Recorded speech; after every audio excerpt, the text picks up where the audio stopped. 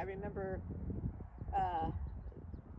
there was a job I was trying to decide if I was offered a job. I wasn't really sure I wanted it. They weren't offering me all of the job that I wanted, and I didn't like the other part that was going to be entailed. And so I went into my dream time to figure out what it was, and it was clearly in my in my dream it was going to be on a boat, and I was going to be like a naturalist. And in my dream, this little boat, which doesn't, because it's a smaller cruise line, that I went in my dream, there was like a break time that I had, and I was going to go swim in the pool for a little bit before I have to go back.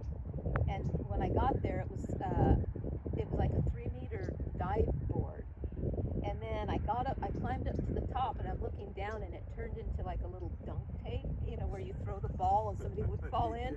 And it had like roll bars, like padded roll bars, like all down the shaft to get into it. And I remember looking down and going, nope, too risky. So I woke up right after that, and I immediately knew not to take the job. And like a couple weeks later, my brother had said he oh yeah, a friend of mine worked for them, and he hated it. He'd have to go into the engine room to get any privacy. But as time has gotten closer to now, more like in the last 15 years, I would say, things just got harder and harder. Like I remember feeling, and I know that I'm not alone in this, but a lot of people you would hear, and they wouldn't admit it, that they just don't want to be alive. I don't want to be here anymore. Like I'm tired of this place. It doesn't make sense, and I just want to be gone. Talk to pretty much anybody, they'll say that. I don't know many people who haven't thought that, even if they haven't said it. And I was never suicidal. Most people are not suicidal, but there was a lot of people that was like, well, if this plane goes down or this way, I'm fine with it. But I think, now that I, understand the bigger picture, because we're meant to now, and there's those of us that are here, I believe, to be able to help the ones that haven't figured it out yet. And so that's one of my missions, I guess. You're talking about timeline shifting, and do you think it's because more people are waking up and more people are activating? There's a number of reasons for that.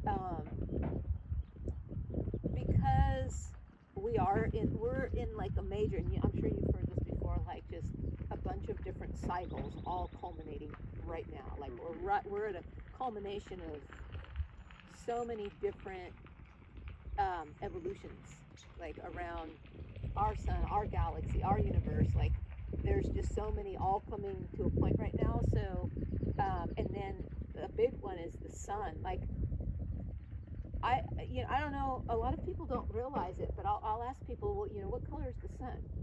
And when we were kids, you got your little yellow Crayola and drew a yellow sun. And I've been wanting to do this. I've been wanting to ask a little kid, what color what crayon do you choose to draw the sun? Because it's not yellow anymore. It's actually white. Yeah. Because it's gone into its next phase of evolution. But so Alice was up on this branch, just being really still, just waiting for the impala to move. But what was interesting, not only were all these goofy humans like giving her a signal, the monkeys will let them know. So there was a monkey in some tree nearby that was yelling at the impala, like, beware, like, it was making a noise to warn the impala that, there's danger nearby. And I had learned that that's what they do, that other animals, like you'll always see when you go to Africa in these parts where, you see giraffe, the big five, you'll always see impala with the giraffe. Because the giraffe can see all the stuff above, but the impala see all the stuff down below. So they work as teams. And people don't realize that. Yeah. I didn't know that. That's super interesting. And just nature, how interconnected it is, and how it is already sacred, right? And we're the ones.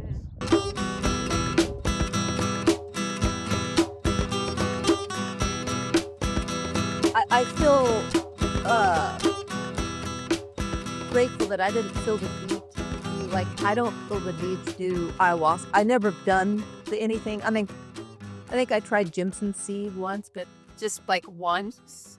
Because somebody told me it better be only start with one because it's pretty powerful. But the reality is that we can all get in those states naturally, but because we all forgotten who and what we are in our power, we think we need those, but they're really just a crutch. Yeah. And they'll tell you that ayahuasca will tell you that, or peyote, or whatever you do will let you know that. Like you're saying, what took you so long? It's like, we've been so lied to. It's just hard to navigate through the gunk. Do you know who Matthias Stefano is? Oh yeah, yeah. I remember listening to him on a podcast, and he was saying that he doesn't believe, because you listen to his story, you go, wow, like, Yeah.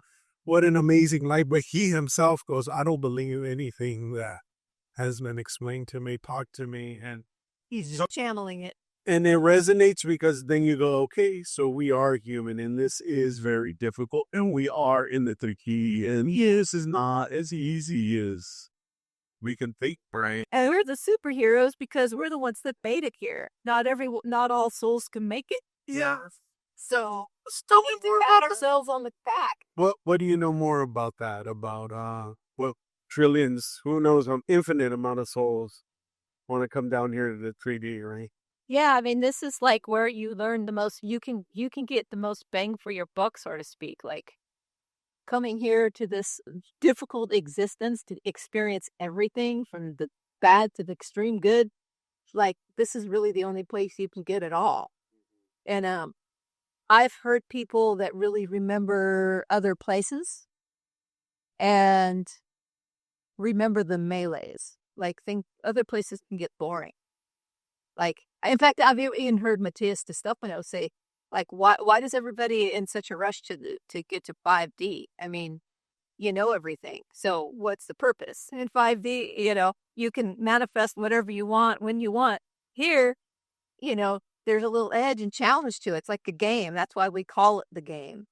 So, play it and have fun. That's kind of where I've settled into, is just trying to do all the things that excite me, really. I mean, you hear that. Who's Bashar? Follow your excitement. And that can be difficult because sometimes nothing excites you.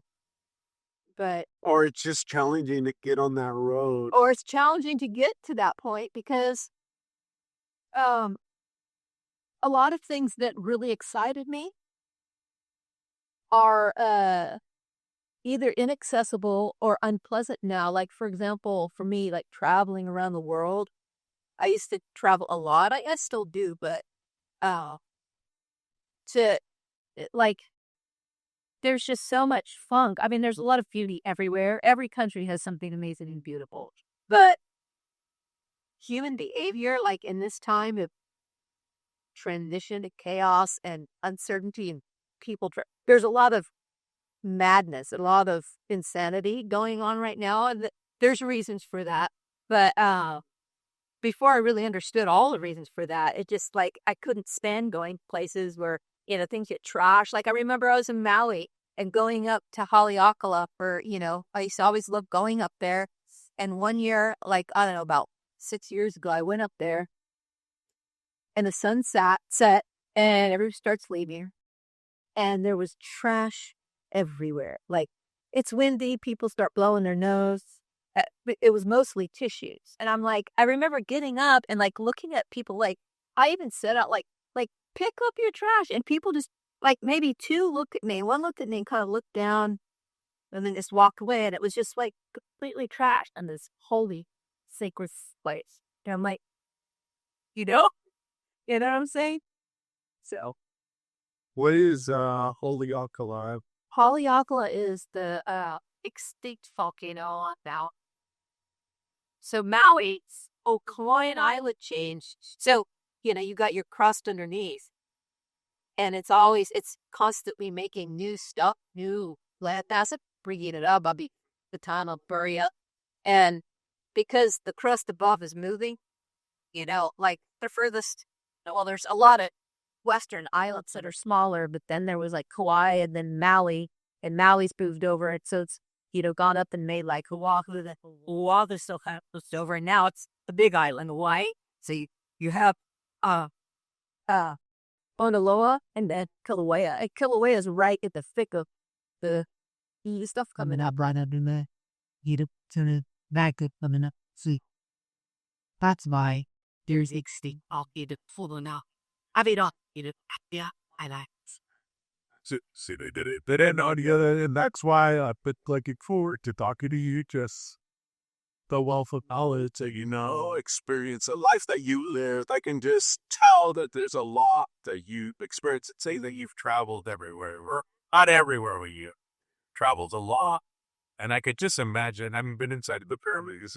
I've been to Egypt, but not Coogie's a plateau. Yeah, that is on the list. Maybe in a few years when things kind of settle.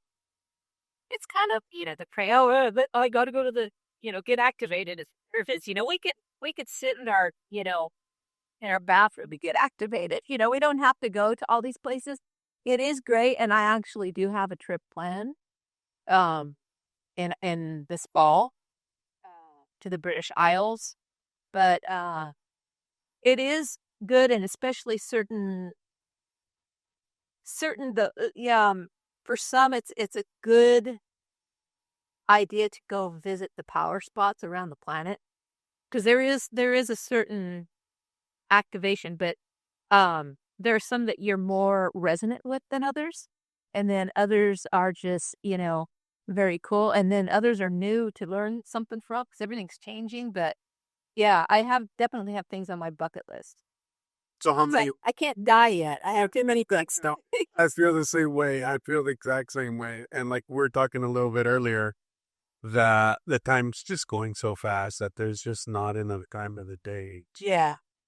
Get anything done or plan anything. It's just flying by so quickly.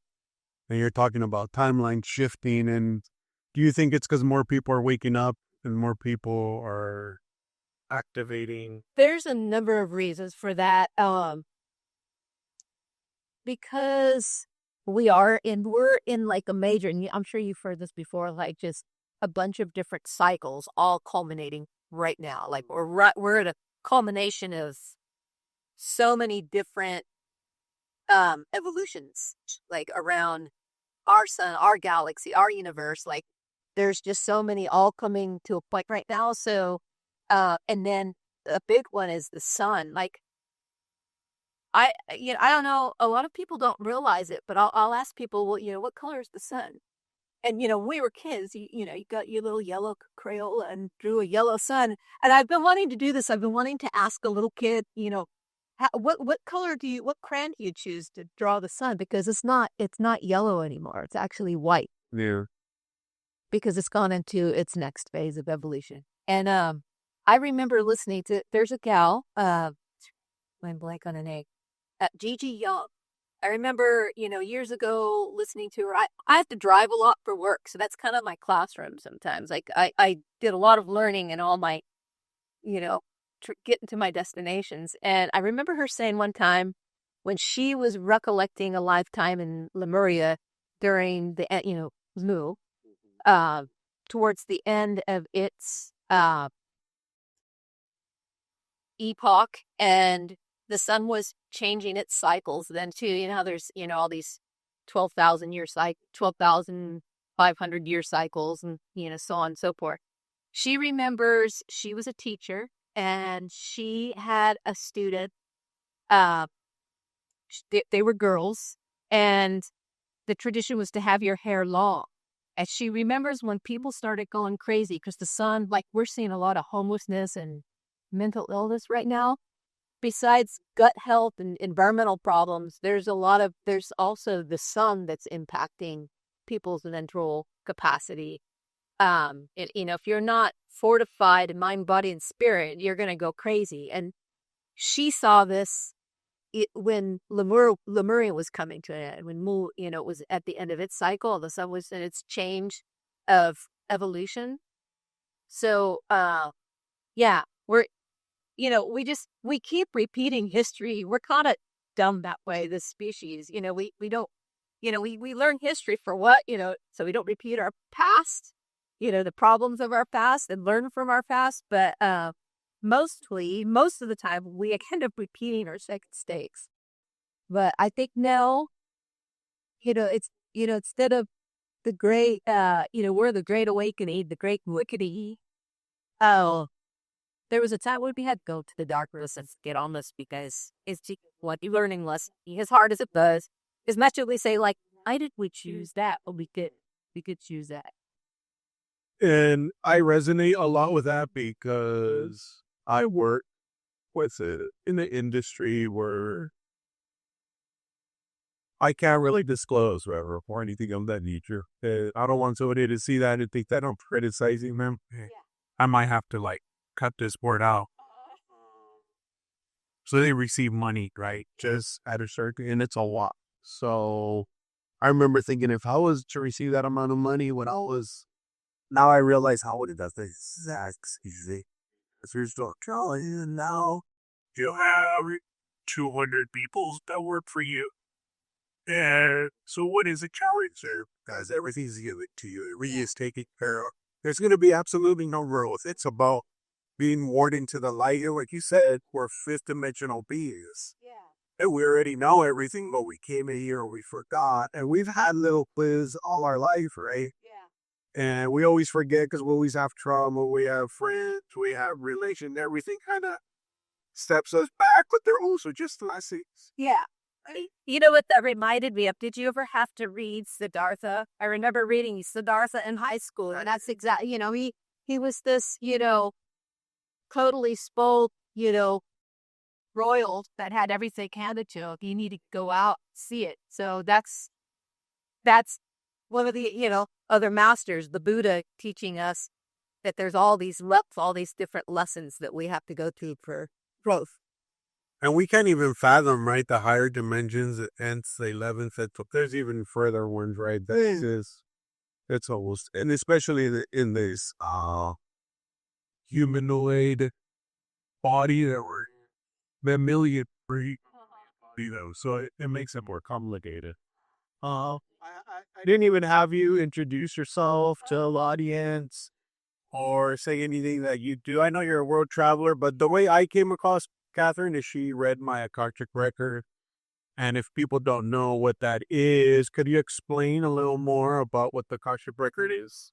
Well, basically, in a nutshell, the Akash, which means sky in Sanskrit, is an energetic library of all that is. I mean, everything is recorded in this space. It's, that rock, that bird, Amado, the tree, the planets are all recorded in this place, and we can all access it. We all have the ability to access the Akash.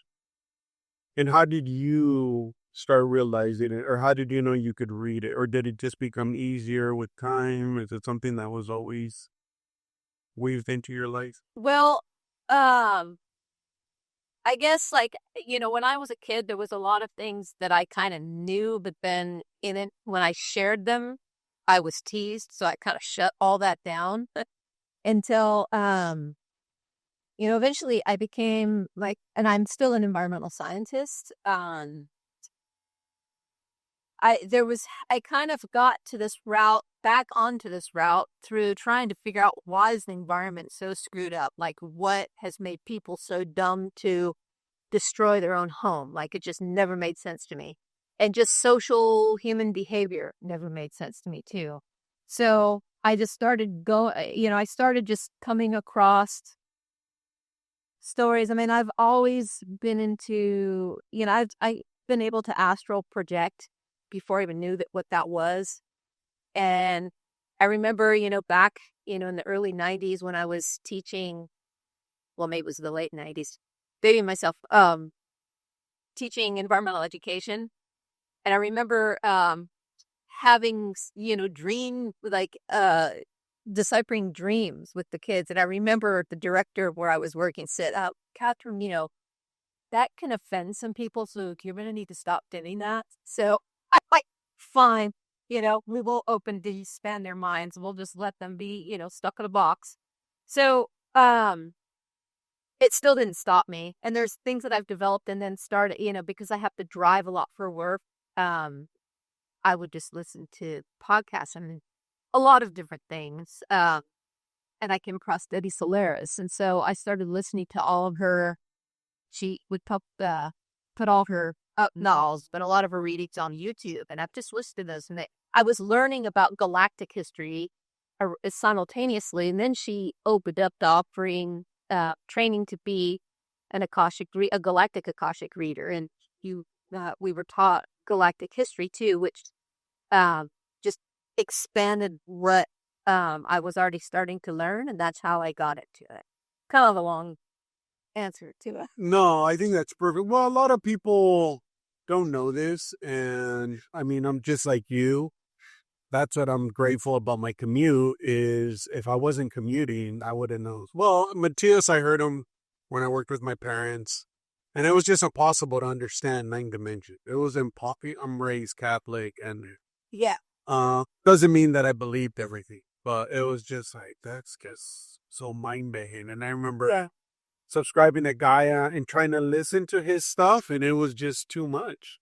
And then when I did my first psychedelic experience, then it was like clicking, like, okay, Yeah. this makes so much sense. Okay, so that's where we go when we're dreaming. We're leaving dimension. We're in another dimension. Okay, yeah. People don't realize that when they dream, that's another dimension you're in.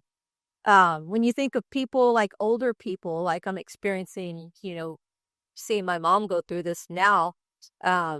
A lot of people, like especially when they're getting closer to death, they'll start seeing their loved ones that have passed over already, and they'll talk with them. So they're already, in that transition zone. So when you think of dementia, demented, they're in a different dimension. Yeah, I never thought about that, and I've heard. Same with mental illness. They're demented. They're people with schizophrenia. What they're experiencing is real. I mean, we're like, oh no, it's real. You got to take drugs and shut it off. But I think that in the future, hopefully we'll be able to help people that are going through, not being able to, stabilize within the different dimensions. And I remember, do you know who Black Elk Speaks is? Oh yeah, I read that book.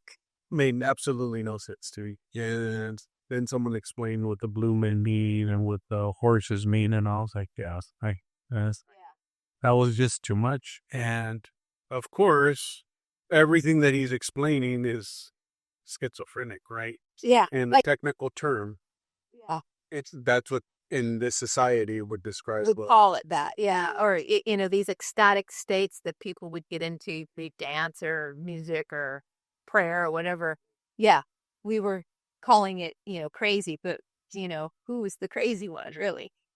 Well, just like pagans, right? They're called witches, and what's the sorcerer channeling source energy? Yeah, there is, and I get it. It's the powers that be want to stay in power. Yeah, want to keep us all not knowing and understand that knowing enough to do work for them, but not enough to get what their scheme. Yeah, and that's very interesting that a lot of us have no clue, and we just continue enjoying it, be happy, and all these issues that we have, instead of realizing, well, why is this the issue, or why is that? Because I've seen a lot of Western medicine, you go in there, and they're just quick to operate you. Cut you open and pop the film. Exactly. And hopefully that's going to be changing. So, and again, that's, it will with we do.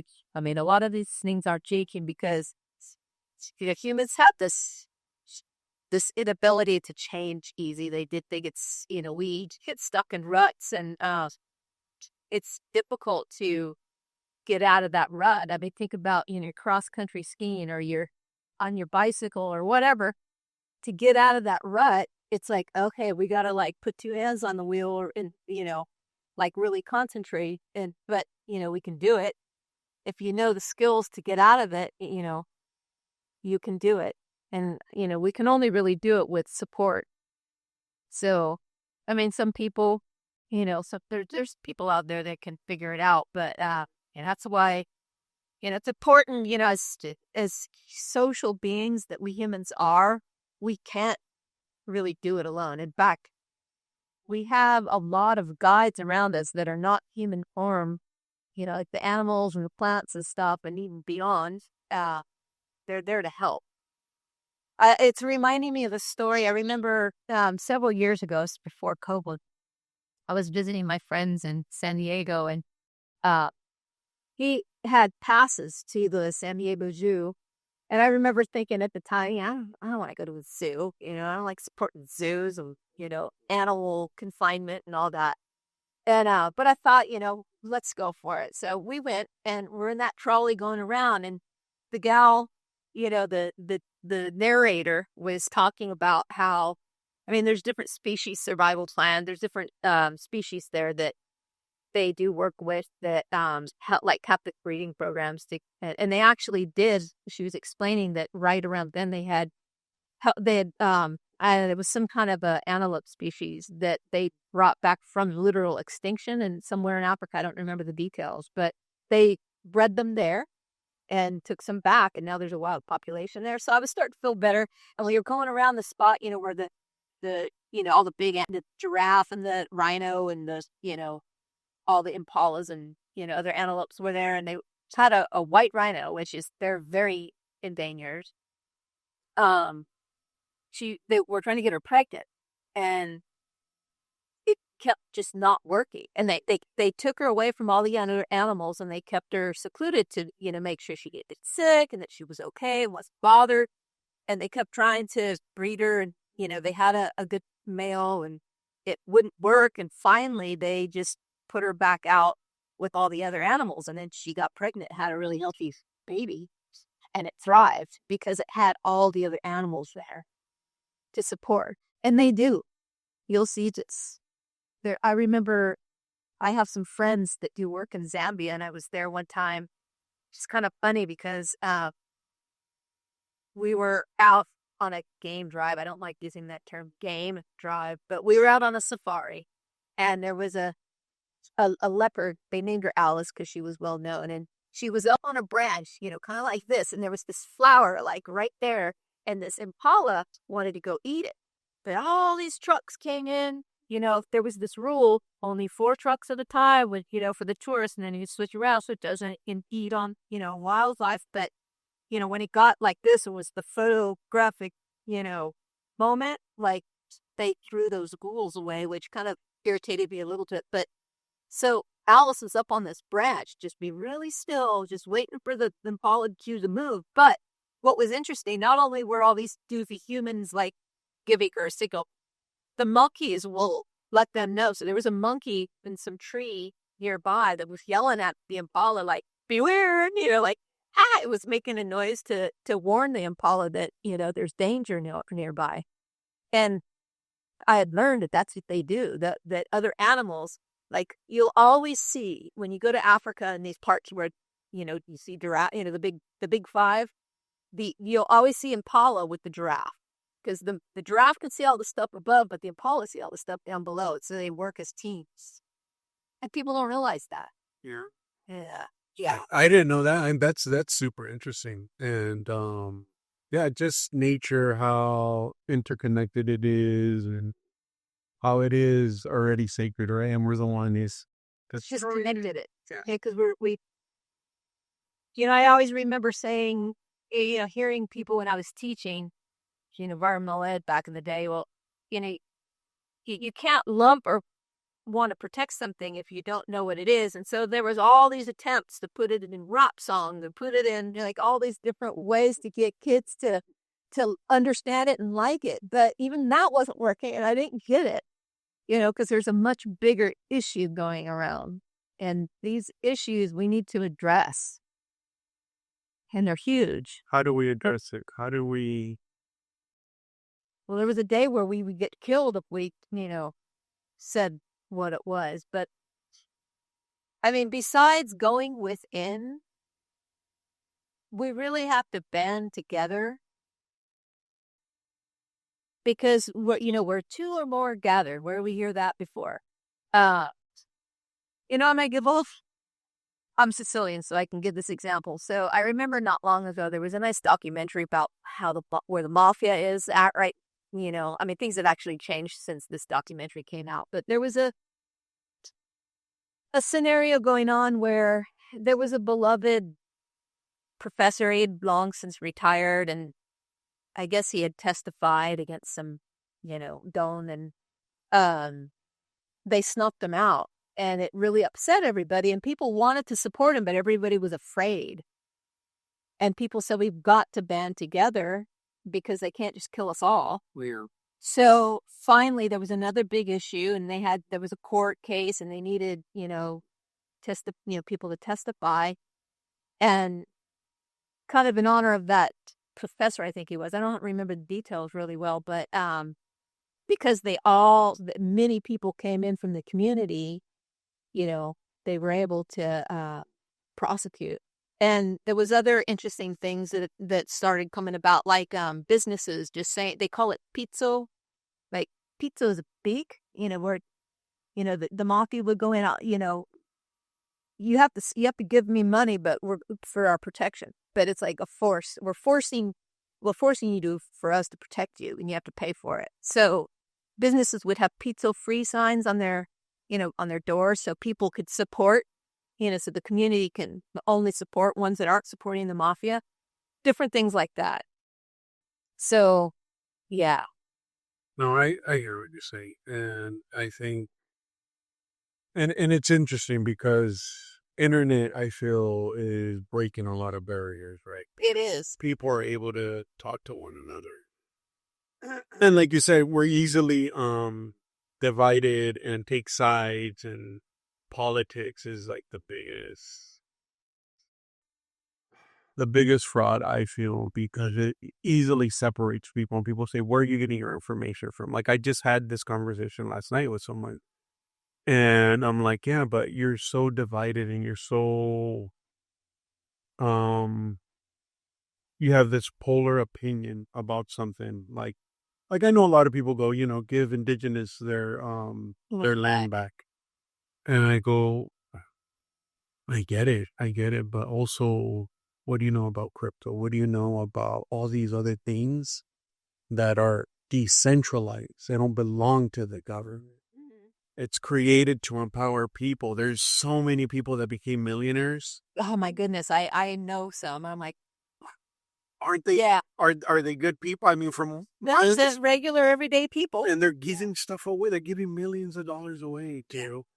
And I go, see, look at the power. And I'm all, that's not the only time. There's going to be many more opportunities because Bitcoin is old and it doesn't have any technology. Mm-hmm. And there's all these little ones that are 50 cents right now that are 20 cents. And I'm just buy $100, I tell people. And you never know when it's going to happen. Maybe the government adopts it. Maybe it doesn't. Either way, it's going to flourish because if you can lose $100, do it. Yeah. Yeah.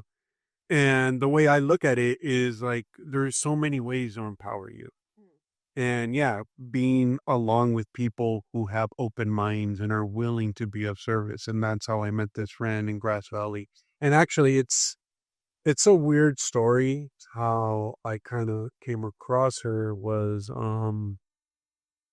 we did a mushroom ceremony in 2023.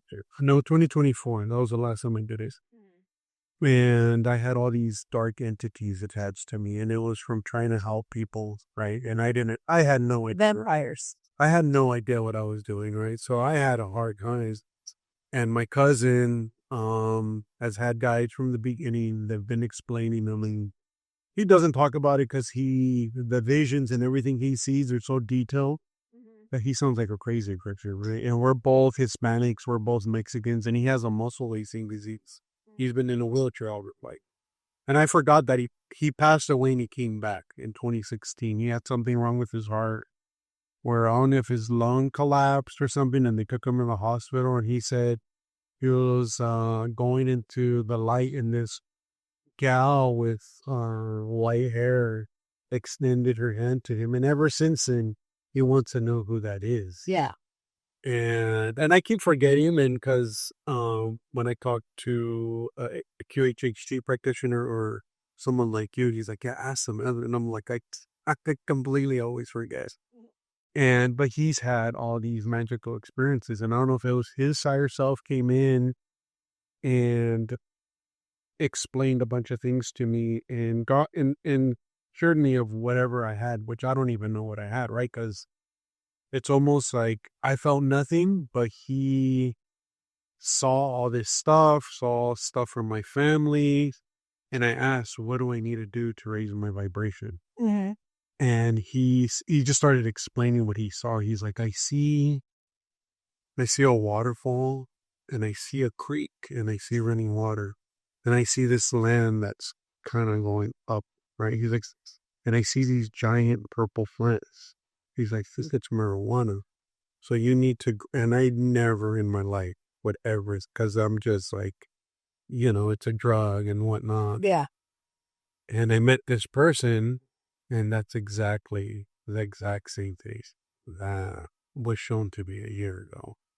And it's just, and I'm not gonna like freak her out and like say nothing, because to me, so many things have been happening that like I love life now, and I look forward to it, but I know I can't be so detailed about my experiences because it just sounds like a crazy person.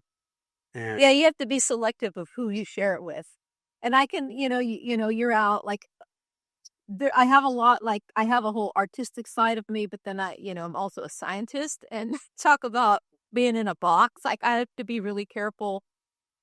Like I'll throw little, like, little teasers out there to see how people respond, and I'll know whether to keep going, with it or not. Most of the time not. Sometimes I can, but most of it I have to keep it pretty, square. have you always felt it? Because you were saying how when you were working and you were talking about, was it dreams that you were talking about with kids that they told you to shut it down? Did you always feel that was always something that was reoccurring in your life? Well, yeah, like for some reason in that time, like in my 20s, I used to be able to really.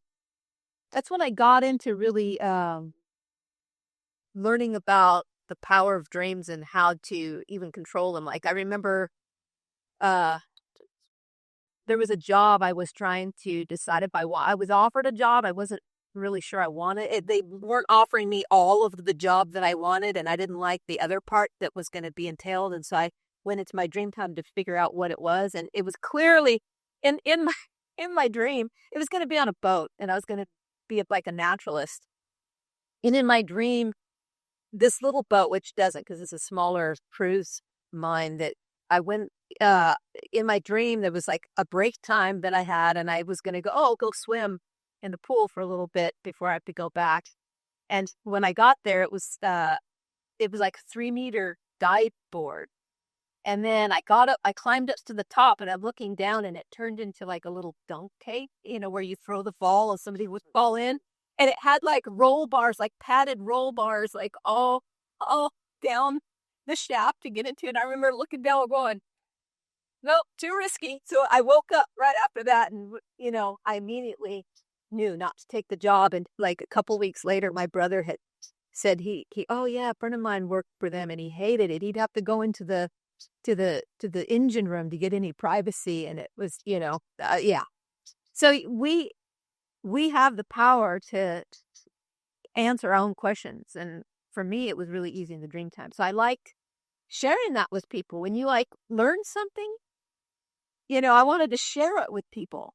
But I actually learned a hard lesson though, because I would learn these cool things and I want to share it with people. And then people got irritated with me. And what I learned from that is that you shouldn't give advice if it's not asked for. And that was actually kind of my lesson there. It's like, what is that saying? That the teacher will appear when the student's ready. It was that. So. Yeah, I'm exactly the same way. I want to overshare and tell everyone everything, and now I get it. Like, yeah, just if they're not ready, they're not going to hear it. Yeah. Yeah. That's amazing. And have you always knew that you could control your dreams, or was there a certain point where you just knew?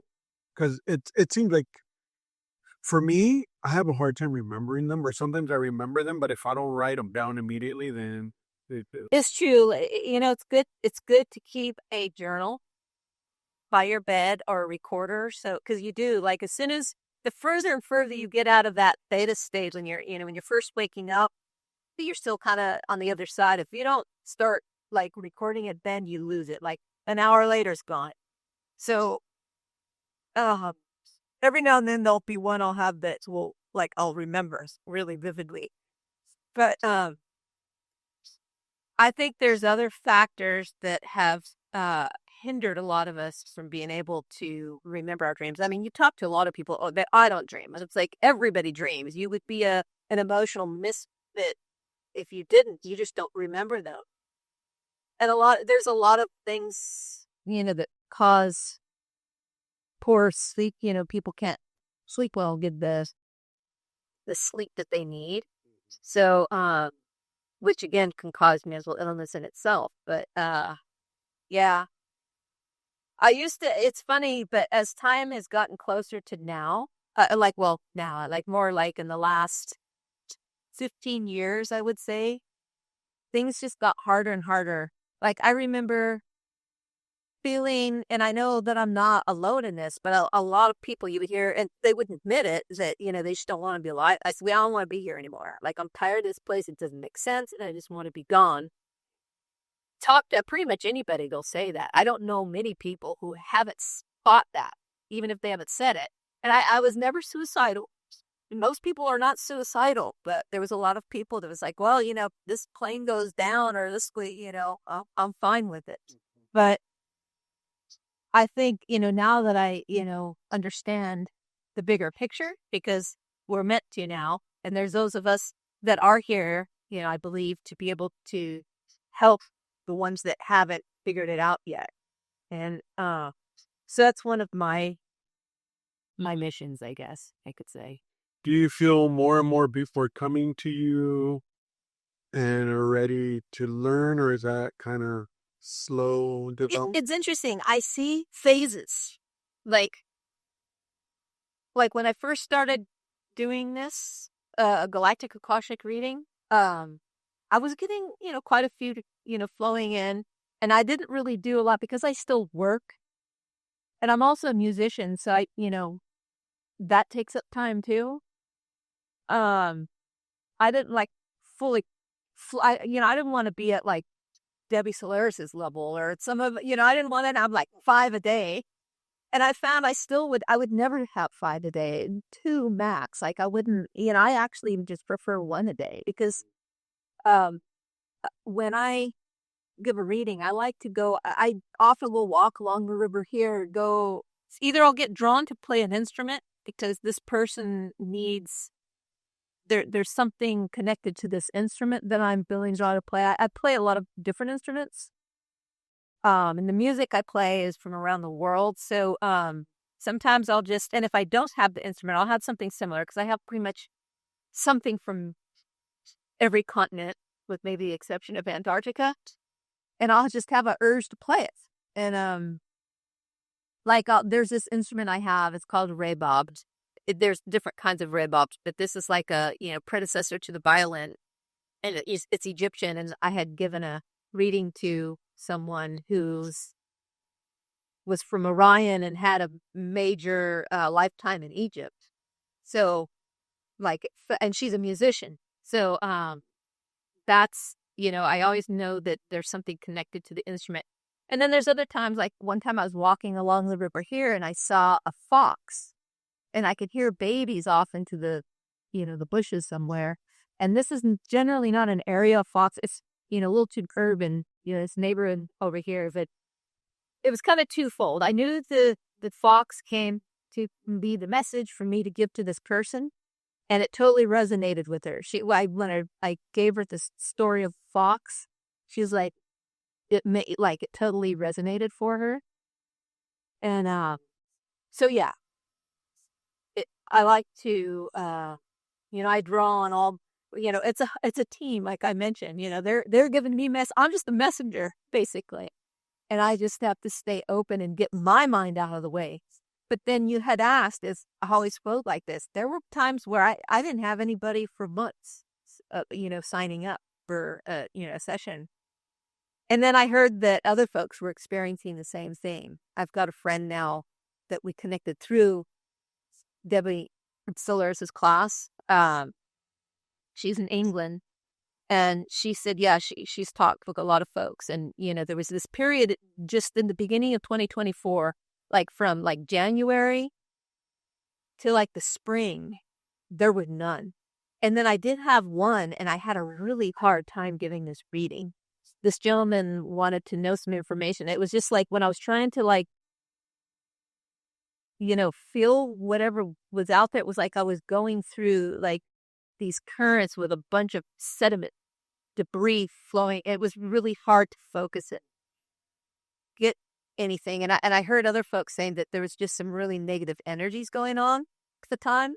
So it's probably that. We all feel these things. We all can, You ever notice we're all like, we'll dress in the same colors? I actually changed to these colors. I decided to go springy today, and there's so much bird action. I put on my feather earrings. No, those are beautiful. Yeah, but I was at an event earlier today, and that was the color. Your color? It was brown, light, and black. Really? Yeah. And I was going to wear pink, but I don't know. It was wrinkled or something. It's like, oh my God. So, I mean, we're all tapped into this consciousness, whether we realize it or not. And it's not always happy. And, you'd be lying if you said, oh, I'm always in my highest excitement. That's not 3D. That's not a 3D experience. And I think the more you work on yourself, the more you can kind of jump over that, right? Because sometimes it trips us up, and we get in this fog where people cut you off, and you have these crazy drivers. And I have it because I drive to Auburn all the time. And yeah. There's these people that literally almost kill you. Yeah, and if you don't move out of the way, it's happened to me. I've gotten hit by somebody when 65 merges with 80. The person didn't even stop. Yeah. Hit me, and I really thought I was going to spin out. Yeah. And I don't know what in the world happened where I did it, and then all these semis were around. So everything that could have happened didn't. And this person just continued going like 90 miles an hour. Yeah. Up 80. And I was just like, it's like something bad could have happened right there. But something, I don't even know if it was me or who it was. Like, I don't know how I got out of that. Like, he came out of nowhere. We have protection. We've got already, we've got an angelic team that we've come from, and they're still on the other side there. Like I had, what was it? The last Mayans gate. I was, in Venetia. I was around that area for work, and I was going through the town, and I'm in a big work truck. You can't miss it. And there was nobody there. There was somebody coming on, coming up to the stop sign. It was a 4-way stop, and they were not even close to the stop sign yet. So I just, did my stop. It started turning, and before I knew it, they were like right in front of me. And I swear it went like, we went through each other. Like there was no way the car could not have hit my truck, but we didn't hit here. And I was like, whoa.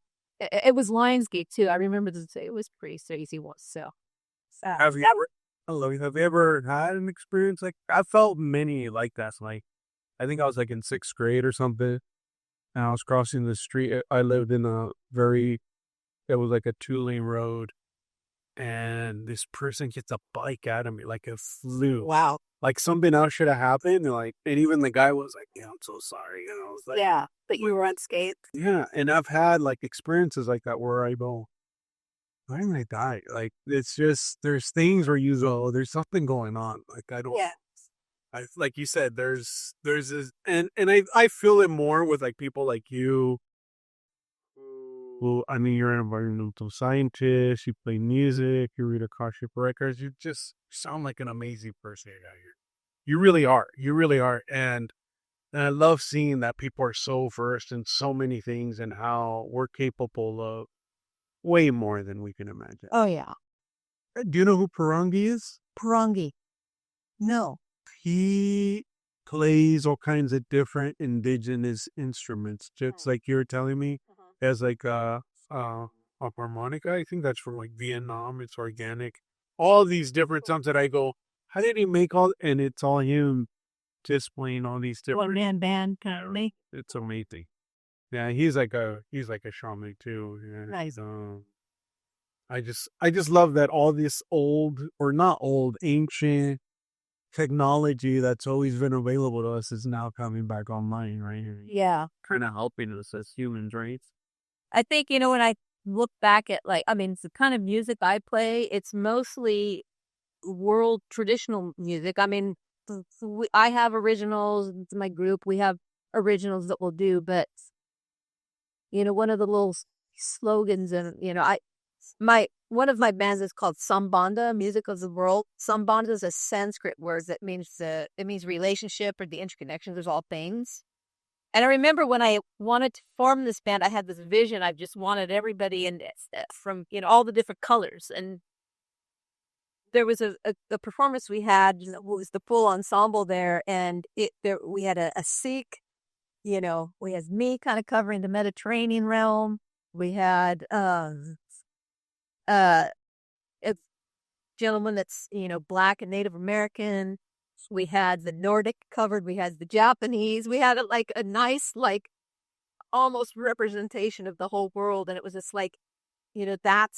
that's what we are. We say we're something, but go do your 23andMe. You'll find out you're a lot more than you think you are.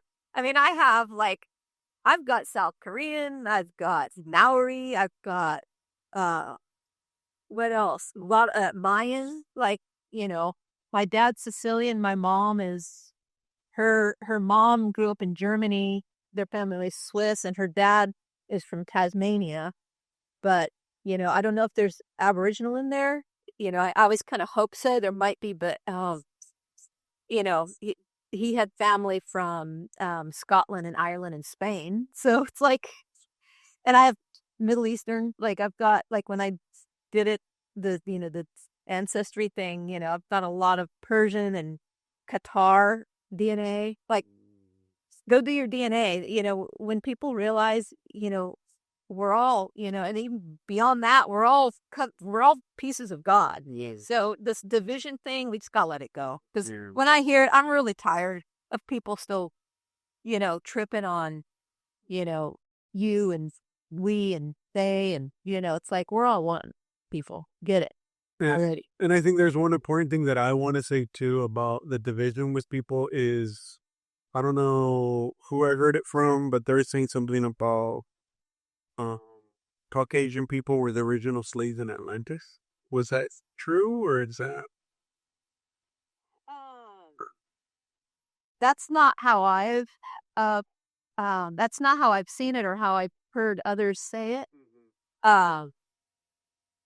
Really the slavery aspect of humanity goes way, way, way, way, way back further. Really kind of to almost the beginnings back. Human consciousness began in Lyra, in the constellation of Lyra. It's where, humans began. There's kind of a long galactic story I don't know if we have time to get into right now. But there were other races that wanted to exploit us and where we lived, and it really originated there. So actually, slavery has been a part of humanity for eons and eons and eons, and it's been every race. And, again, here we are saying, oh, you enslaved us. Even within Earth's history, of our history, even just, the last, even just 12,000 years,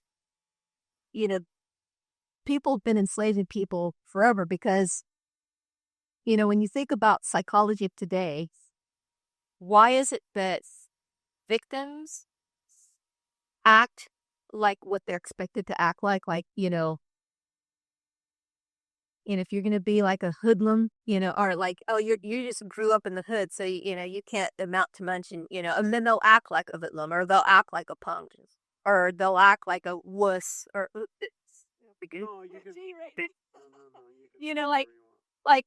women, oh, I can't do that, I can't lift that. Yes, you can.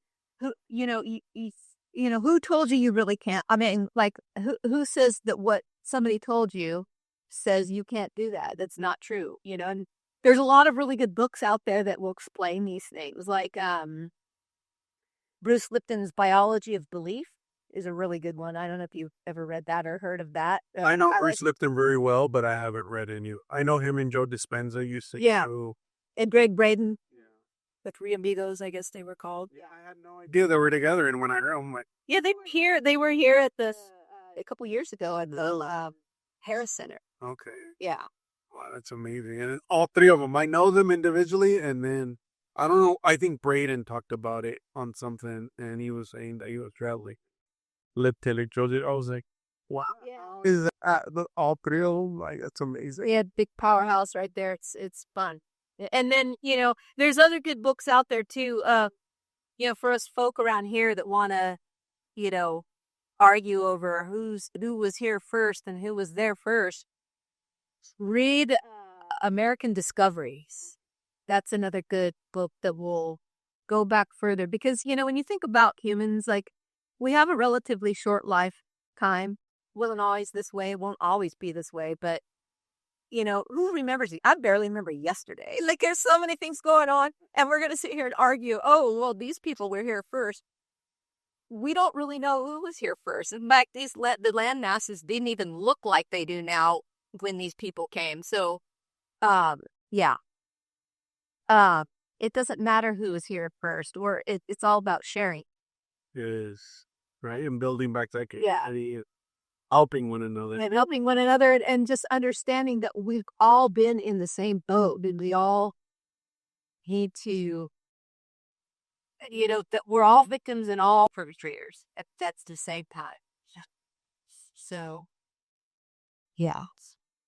So, do you have any parting words, any last things you'd like to say? Thank you so much for meeting me out here in Pocket, Sacramento. Beautiful background she chose, everything in the backyard. So, well, I guess what I could say to everybody is, first and foremost, have fun.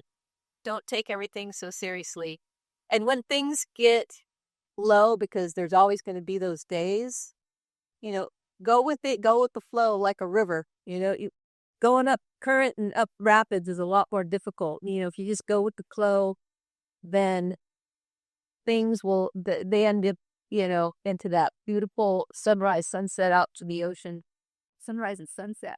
So depending on what time of day, what direction you're going, you'll get a sunrise or a sunset. it's just as beautiful either way, right? Yeah. And, another thing that I think would be a good thing to remember, because I had a lot of synchronicities today when we were coming to meet here. Actually, I want to share one with you. So, yeah, there's a couple of things. Let me grab something really quick. I have, with things that I've learned over the years, we've been told, like, I remember, I don't know how old you are, but I remember when I was, like in junior high, unicorns were like the big thing. Today, they have a whole different meaning. But unicorns were a really cool thing. And I remember thinking how cool, and I always like, the fairy realms, but we were always told, oh, that's just all make-believe stuff. But the reality is they are real. Like one of the things that I've learned, Diane Cooper, she's a British gal. She has a lot of good knowledge with regards to the elementals in that realm, the angelic realm, the dragons and the unicorns and the angels, the angelic realm. Pay attention to synchronicities where there's an animal, or like when you see a white feather, I've heard that that's your unicorn. Like we all have a unicorn. We all have a dragon. And they're there to help when we ask. And I remember when I gave you your reading, your dragon. Yeah. And I haven't used this backpack for a while, but last year I was given this this knot. It's a Celtic knot. And it is a dragon. And I remember getting it because last year was the year of the dragon. It was January. I was playing some Celtic music with some friends of mine, and this man came up and gave me and the other woman in the band. The guys did the one, but us women got the dragon. And so I thought, you know what, I have to learn how to make this. And so I've got one for you. No, thank you. So this is your dragon. And the rainbow. The rainbow dragon. this. Beautiful. Thank you so You're much. covering a lot of the spectrum right here. Yeah. So that is you. That's doing your dragon work. Doing what you're doing. And if you're ever available, we could do this monthly. Well, I know you're a busy person. You're traveling. You have everything going on. It's all good. You just know so much, and I think a lot of people will resonate with you.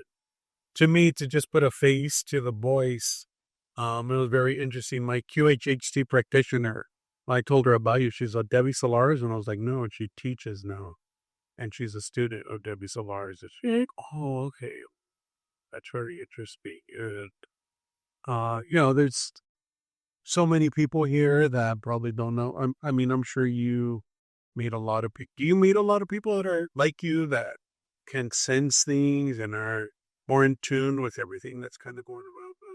Some. I'm in. I have to say, my mom is challenging because she's always been a very open and spiritual person, and it really gave, like even my brother. I have 4 siblings. We lost one, but all of us are quite like.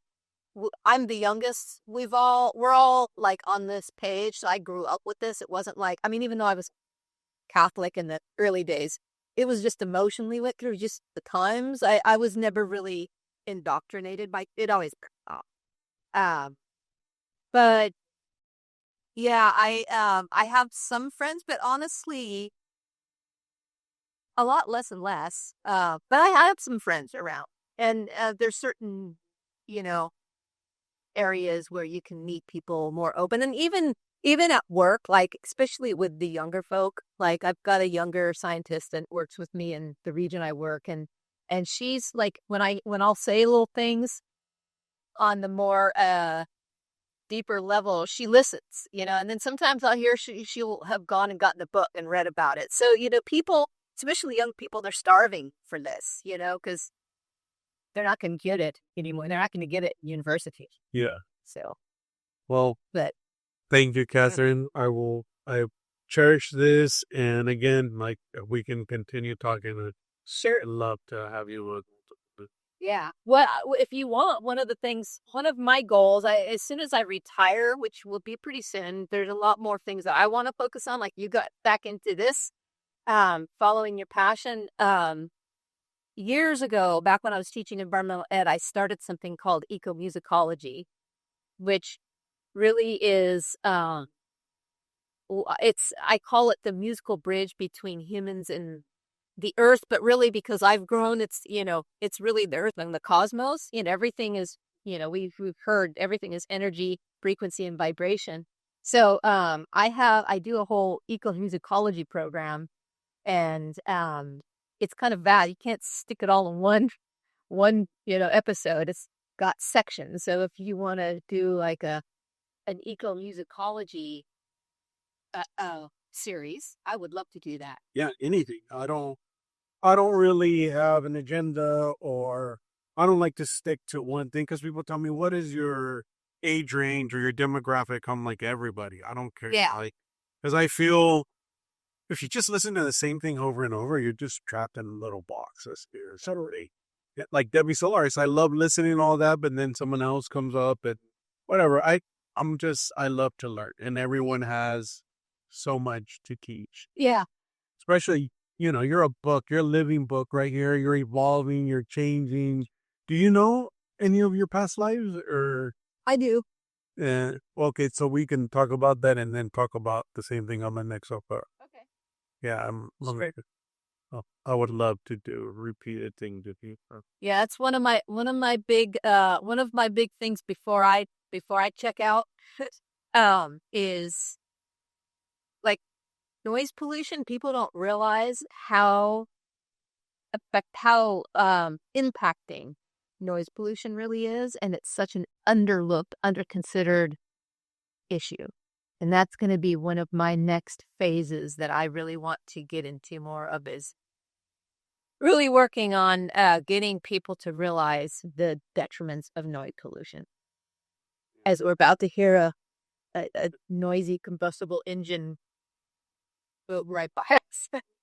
And that's a quiet one. Yeah. But yeah, so. Perfect. Well, thank you.